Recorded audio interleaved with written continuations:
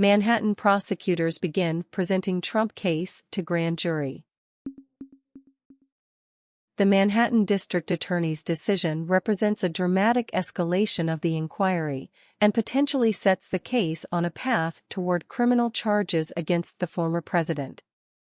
The Manhattan District Attorney's Office on Monday began presenting evidence to a grand jury about Donald J. Trump's role in paying hush money to a porn star during his 2016 presidential campaign, laying the groundwork for potential criminal charges against the former president in the coming months, according to people with knowledge of the matter. The grand jury was recently impaneled, and the beginning of witness testimony represents a clear signal that the district attorney, Alvin L. Bragg, is nearing a decision about whether to charge Mr. Trump. On Monday, one of the witnesses was seen with his lawyer entering the building in Lower Manhattan where the grand jury is sitting. The witness, David Pecker, is the former publisher of the National Enquirer, the tabloid that helped broker the deal with the porn star, Stormy Daniels.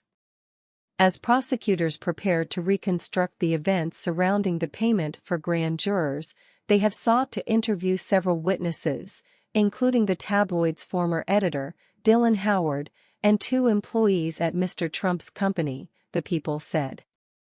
Mr. Howard and the Trump Organization employees, Jeffrey McConney and Deborah Tarasoff, have not yet testified before the grand jury. The prosecutors have also begun contacting officials from Mr. Trump's 2016 campaign, one of the People said. And in a sign that they want to corroborate these witness accounts, the prosecutors recently subpoenaed phone records and other documents that might shed light on the episode. A conviction is not a sure thing, in part because a case could hinge on showing that Mr. Trump and his company falsified records to hide the payout from voters days before the 2016 election, a low-level felony charge that would be based on a largely untested legal theory. The case would also rely on the testimony of Michael D. Cohen, Mr. Trump's former fixer who made the payment and who himself pleaded guilty to federal charges related to the hush money in 2018. Still, the developments compound Mr. Trump's legal woes as he mounts a third presidential campaign. A district attorney in Georgia could seek to indict him for his efforts to overturn his 2020 election loss in the state, and he faces a special counsel investigation into his removal of sensitive documents from the White House as well as his actions during the attack on the Capitol on January 6, 2021. Mr. Bragg's decision to impanel a grand jury focused on the hush money, supercharging the longest-running criminal investigation into Mr. Trump, represents a dramatic escalation in an inquiry that once appeared to have reached a dead end.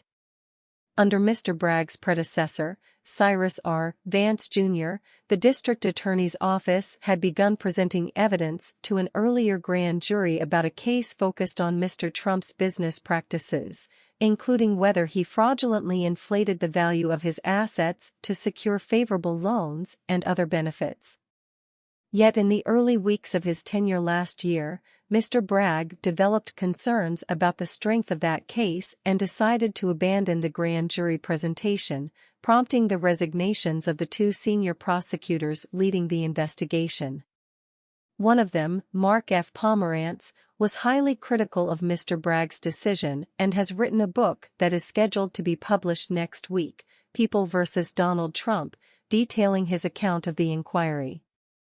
Mr. Bragg's office recently wrote to Mr. Pomerantz's publisher, Simon & Schuster, expressing concern that the book might disclose grand jury information or interfere with the investigation. Although he balked at charging Mr. Trump over the asset valuations, this is a different case, and Mr. Bragg is now a bolder prosecutor. He has ramped up the hush money inquiry in the weeks since his prosecutors convicted Mr. Trump's company in an unrelated tax case, a far cry from his unsteady early days in office, when Mr. Bragg was under fire from all quarters for unveiling a host of policies designed to put fewer people behind bars. For his part, Mr. Trump has denied all wrongdoing and chalked up the scrutiny to a partisan witch hunt against him. He has also denied having an affair with Ms. Daniels. If Mr. Trump were ultimately convicted, he would face a maximum sentence of 4 years, though prison time would not be mandatory. This is just the latest act by the Manhattan DA in their never-ending, politically motivated witch hunt, the Trump Organization said in a statement, adding that reviving the case under what it called a dubious legal theory was simply reprehensible and vindictive. A spokeswoman for Mr. Bragg's office declined to comment. Mr. Pecker's lawyer, Elkin Abramovitz, did not immediately respond to a request for comment. A lawyer for Mr. McConney and Ms. Tarasoff declined to comment. The panel hearing evidence is likely what's known as a special grand jury. Like regular grand juries, it is made up of 23 Manhattan residents chosen at random. But its members are sworn in to serve for 6 months to hear complex cases, rather than for 30 days, as is the case with panels that review evidence and vote on whether to bring charges in more routine matters. The investigation, which has unfolded in fits and starts for more than 4 years, began with an examination of the hush money deal before expanding to include Mr. Trump's property valuations. Last summer, Mr. Bragg's prosecutors returned to the hush money anew, seeking to jumpstart the inquiry after the departures of Mr. Pomerantz and Carrie R. Dunn, the other senior prosecutor in the investigation. The district attorney's office, working with the New York Attorney General, Letitia James, is also continuing to scrutinize the way that the former president valued his assets, the people with knowledge of the matter said. Over the course of the investigation into Mr. Trump, the hush money payment was discussed within the district attorney's office with such regularity that prosecutors came to refer to it as the zombie theory, an idea that just won't die. The first visible sign of progress for Mr. Bragg came this month when Mr. Cohen appeared at the district attorney's office to meet with prosecutors for the first time in more than a year. He is expected to return for at least one additional interview in February, one of the people said. The lawyer who represented Ms. Daniels in the hush money deal, Keith Davidson, is also expected to meet with prosecutors. Mr. Trump's company was instrumental in the deal, court records from Mr. Cohen's federal case show. Although Mr. McConney and Ms. Tarasoff were not central players, they helped arrange for Mr. Cohen to be reimbursed for the $130,000 he paid Ms. Daniels, whose real name is Stephanie Clifford. Alan H. Weisselberg, the company's former chief financial officer, was also involved in reimbursing Mr. Cohen. And, according to Mr. Cohen, Mr. Weisselberg was involved in a discussion with Mr. Trump about whether to pay Ms. Daniels. Mr. Weisselberg is serving jail time after pleading guilty to a tax fraud scheme unrelated to the hush money deal, a case that also led to the conviction of the Trump Organization in December. Although he was the star witness for the district attorney's office in that case, Mr. Weisselberg has never implicated Mr. Trump in any wrongdoing. Without his cooperation, prosecutors could struggle to link Mr. Trump directly to the misconduct. In 2018, when Mr. Cohen pleaded guilty to federal campaign finance charges stemming from his role in the hush money payments, he pointed the finger at Mr. Trump, saying the payout was done in coordination with, and at the direction of the president. Federal prosecutors agreed that Mr. Trump was behind the deal but never charged him or his company with a crime. There is some circumstantial evidence suggesting that Mr. Trump was involved. He and Mr. Cohen spoke by phone twice the day before Mr. Cohen wired the payment to Ms. Daniels' lawyer, according to records in the federal case. For prosecutors, the core of any possible case is the way in which Mr. Trump reimbursed Mr. Cohen for the $130,000 he paid Ms. Daniels and how the company recorded that payment.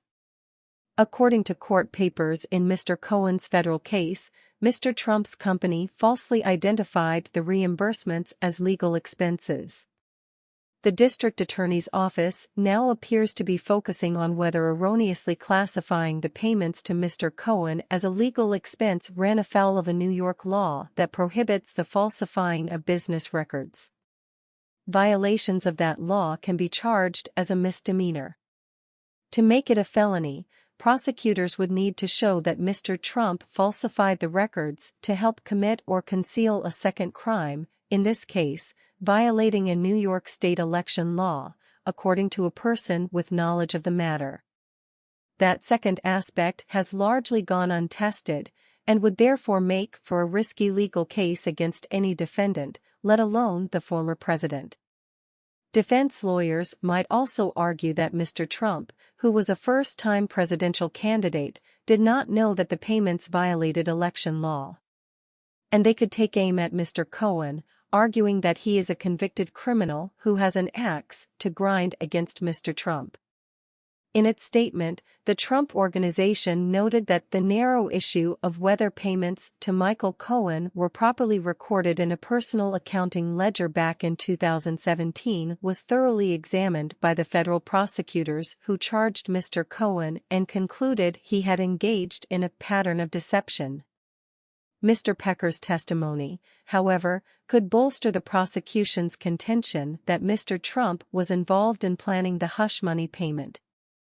A longtime ally of Mr. Trump, the publisher agreed to look out for potentially damaging stories about Mr. Trump during the 2016 campaign.